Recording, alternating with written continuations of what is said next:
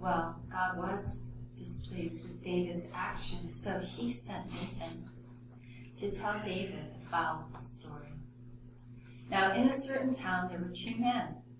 The one man was rich. He owned flocks of sheep, herds of cattle. The other man was poor. He owned one little lamb, and he worked hard to buy that lamb. He raised it up with his family. He carried it around in his arms like a baby daughter. It ate from his plate. It even drank from his cup. One day, a guest came to the house of the rich man.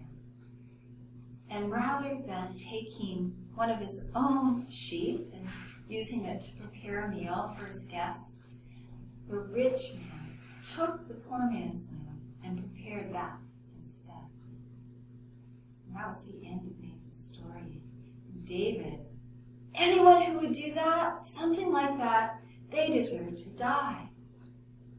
And Nathan told David, David, you are that man.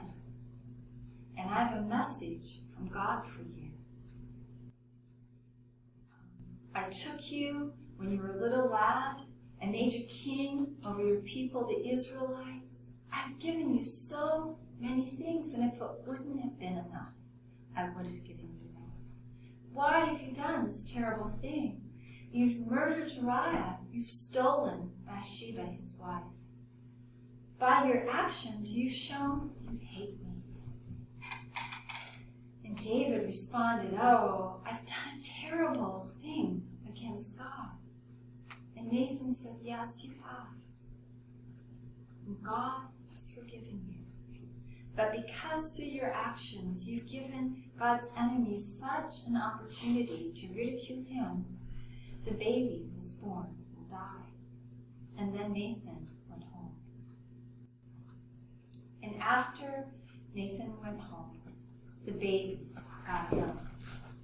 And David threw himself on the ground. He was crying out to God, praying and refusing to eat, crying. And there were some men who were closely with David, and they were really upset. They were concerned. They kept trying to get David to eat, and David kept refusing. And finally, on the seventh day, the baby died. And the men didn't know what to tell him. He was so upset when the baby was dead. What would he do? What will he do to himself when he sees the child's gone? And David saw them whispering, and he asked them, is the baby dead? And they said yes. And then, to their amazement, he gets up, he washes himself, puts on lotion, clean clothes, and he went out to the tent of worship, and David worshipped God. And then he came back into the palace and he ate a meal. And so these same men, they said to David, we do not understand you. When the child was alive, you acted like you were mourning. You refused to eat, you were crying and praying. But now that the baby's dead, you're acting more normal.